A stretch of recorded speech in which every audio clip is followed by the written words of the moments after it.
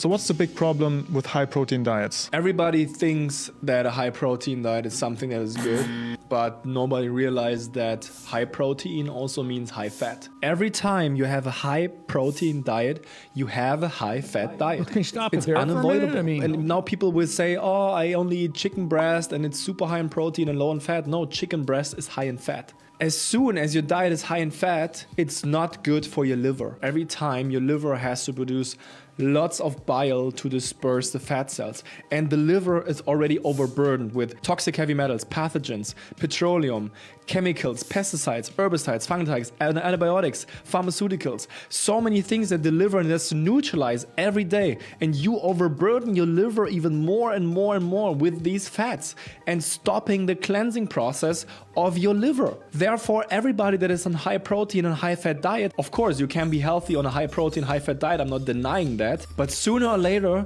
your liver is going to be maxed out. And there will be a point where you gain weight because of it, where you get skin problems, where you get fatigue, because your liver is not able to neutralize the toxins and the pathogens that are in your body. And when you don't realize that a high protein diet is not the pinnacle of a healthy diet, then you're still gonna be in that vicious cycle of not getting better. Okay, so let's start with a high protein diet and defining it. Yeah. Okay, we got to start somewhere there. So what's he referring to?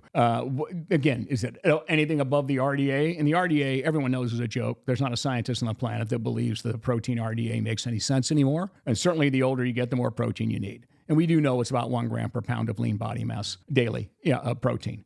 So if he's considering that a high protein diet, then don't listen to him. And it doesn't have to be high in fat. I mean, you can even get beef, like flank steak, that's very, very low in fat. And some of the fats, by the way, that are in beef and so are actually good for you. Some, even though it's a little bit of saturated, there's some saturated fats that are good for you. The other thing there he's talking about is that, again, you can get a protein powder that has 0 fat in it. All protein, whey protein, 0 fat.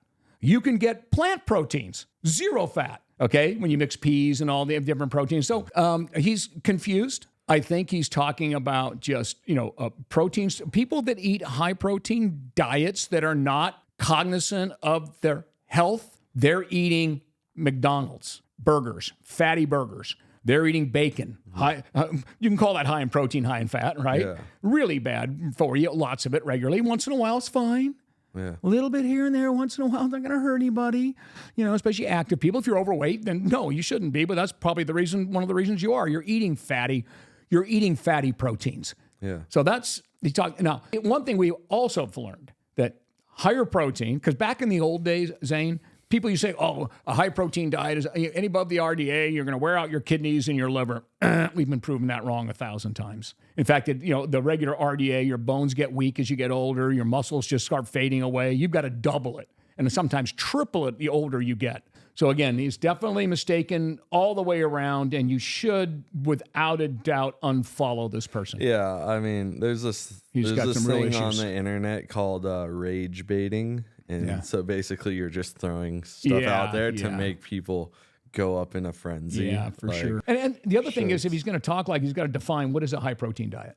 Right. You got to define that. Okay. If you're talking about that's all you eat all day, like those carnivore diet, is that what it's called? Yeah. Those things. Those are high fat, high protein. That's what I mean. There are some issues there that are going to catch up. And maybe if he qualified it that way, then maybe we wouldn't have a conversation. But in the meantime, don't listen to what he's saying here. High protein does not mean high fat. High protein does not mean high fat. Yeah. That's a bad choice of foods. Yeah. But I mean, just to appease his conversation a little bit, does the liver take a toll with protein intake? Not a healthy liver, not a normal liver. It's not going to cause any problems. If you have, fatty, non-alcoholic fatty liver disease, or you have cirrhosis of the liver, alcoholic driven, or you've drugs or anything else, your liver's weak, then you definitely want to keep your protein down. That's a fact. Everyone knows that. Your organs, your kidneys, if they're weak, then you want to keep your protein down. Or monitor. Monitor it regularly. And that's it. And again, we've also realized that those people, when they bring their protein up a little bit more than the old recommendation, it used to be low recommendations for protein if you had kidney disease and things. Yeah. Now they found a happy medium that's actually more. They kept the recipient, these people on dialysis actually live a little longer. So that's a whole nother world. Yeah. If we're talking about healthy subjects here, the healthy livers, and there's nothing there that's going to cause a problem. But if you've got a problem, then there's things you got to stay away from, just like anything else. Right. But I'm glad you brought that up.